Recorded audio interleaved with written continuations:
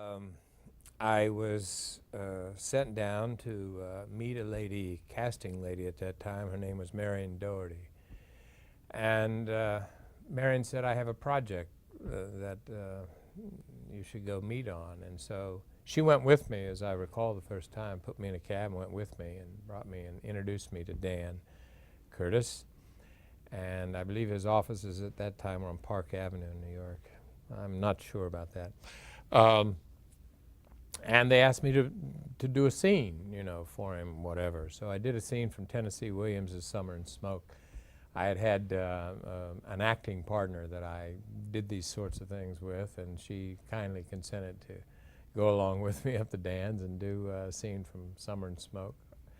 And Dan had a green carpet, and he had some golf balls laying all over the place. So I remember picking up the golf balls before, a couple of golf balls before I did the scene.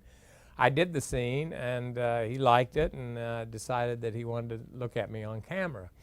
So a few days later, I went over to 53rd Street where the studio was, and was quite innocent and unsophisticated basically about it all.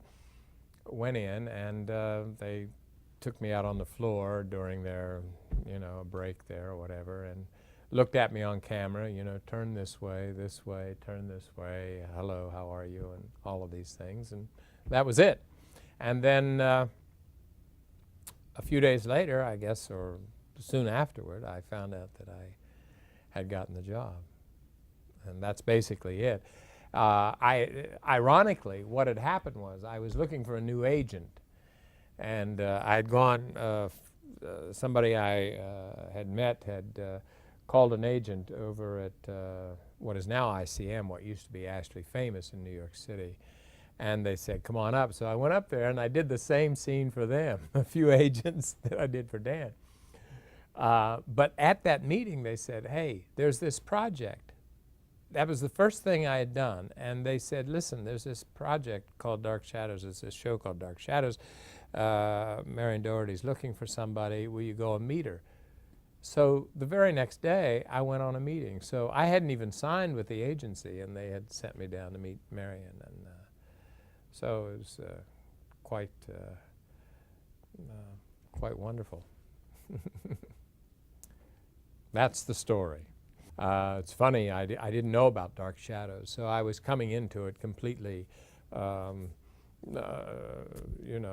unknowledgeable, not educated about the show, had no clue about its following at that time, and was just quite taken aback when I realized what it was. And in fact, during the first 2 or 3 months during the show, the character didn't speak. He was a ghost, and so he didn't speak at all. And people started teasing me, well, Selby, when you start talking, that'll be the end of you. It'd be like the old silent movie days, when somebody came up with a very high voice, they got rid of you, So I was concerned about that, oh God, they won't like it. But fortunately, it turned out to be, fine and whatever. And then, actually, what happened was, it was the only, once I became a little more sophisticated or knowledgeable about the show and everything, and then I realized that we had gone back in time for the Quentin story. And it was, in looking back at the show, it was the only other story that wasn't contingent upon Barnabas. I mean, it was totally of its own. And it was quite wonderful. It was a great story, maybe the best story that we did, because just a coincidental of factors, the kinds of characters that you had, and the fact that we went back. We went back in time. And they had developed a good character, Quentin. And I was just happened to be there at that particular time, right place at the right time, and got lucky, and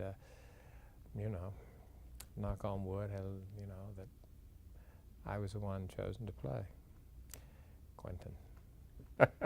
I was always curious as to when is this guy going to talk. I don't recall being told that eventually you will talk. I mean, I think what happened was we probably stretched that out as long as as we could. You know, they got as much mileage out of it as we could, and probably somebody said, Sam or Dan said, Dan probably says, we got to hear this guy talk eventually, you know, and so I do think, and maybe the letters started coming in. I don't know. They wanted to hear him. I don't know. But I probably sensed that we had played it out. I mean, we had to move on, you know, out of that. We got it, storyline-wise, they got as much mileage out of that as they could at that time, maybe. Certainly, the backstory of Quentin owes its, I don't know, owes its what? Pays homage, let's just say it that way, pays homage to Turn of the Screw.